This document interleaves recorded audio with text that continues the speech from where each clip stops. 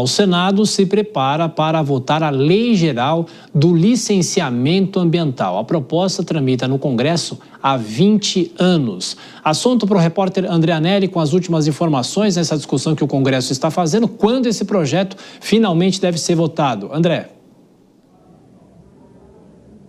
Olha, Tiago, a expectativa é que essa votação ocorra ainda hoje. Nesse momento, aqui no Senado, lá no plenário, os senadores estão debatendo detalhes dessa medida que flexibiliza o licenciamento ambiental aqui no país. Basicamente, prevê a dispensa desse documento de licenciamento ambiental para algumas atividades da agropecuária e também prevê que haja uma expansão do licenciamento por acordo e também compromisso. Esse é um licenciamento autodeclaratório que dispensa a análise e também as chamadas análises técnicas por parte, então, do governo federal ou dos órgãos estaduais ou municipais, a depender de onde é feita a construção, o empreendimento em si, e esse benefício já é listado para aquelas empresas, aqueles empreendimentos de pequeno porte e com pequeno impacto ambiental, com pequena capacidade de poluição.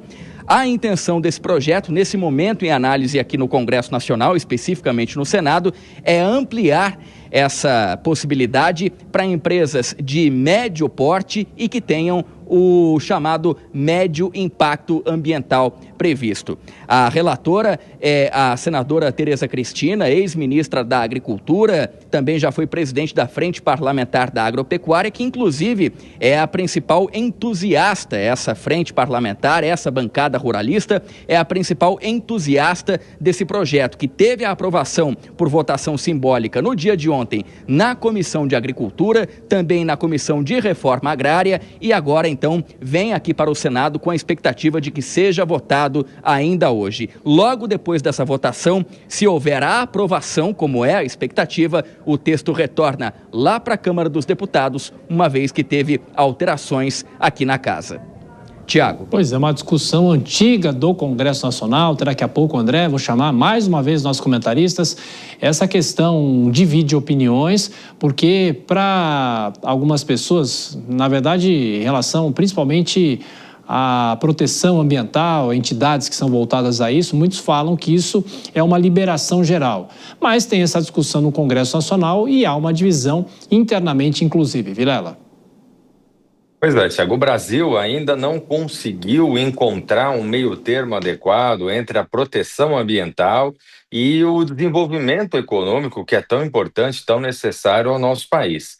Enquanto ficamos com posicionamentos muito rígidos, muito estreitos, seja de um lado, seja de outro, e não temos a capacidade de construir alternativas que venham a agregar os dois elementos, infelizmente, continuaremos tendo esse tipo de discussão, que é uma discussão, por exemplo, que vem afetando fortemente o governo. Haja vista que o governo, muitas vezes, acaba agregando dentro de si setores desenvolvimentistas, e no governo atual isso fica muito evidente, e setores ligados ao mundo ecológico, às questões da natureza, às questões de proteção ao meio ambiente, que também é algo bastante evidenciado no governo atual. Não é à toa que o governo tem feito ali um malabarismo para tentar se posicionar diante dessas duas vertentes. Pois é um tema impossível de se ter consenso, Kobayashi. Mas o Vilela falou uma coisa importante. Claro que quando há obras, aqui em São Paulo, por exemplo, a gente tem muito essa discussão, sempre há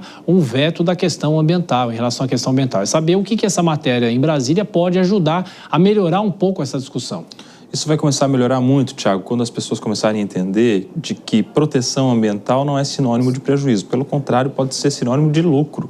Estou falando do mercado de crédito de carbono, que no Brasil ainda é muito embrionário.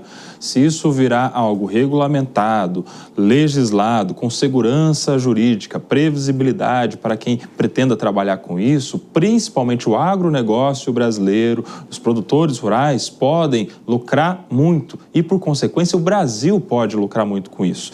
Porque não só a iniciativa privada pode vender no mercado de crédito de carbono aquilo que protege da natureza, mas inclusive o Estado. Os Estados-membros e o próprio Estado, a União, poderiam poderia vender isso mundo afora. Isso poderia colocar o Brasil como uma potência mundial na economia, inclusive, e com proteção ao meio ambiente. Então, haveria uma mudança de polo. Proteger o meio ambiente não é prejuízo, pode ser um lucro muito importante para o Brasil.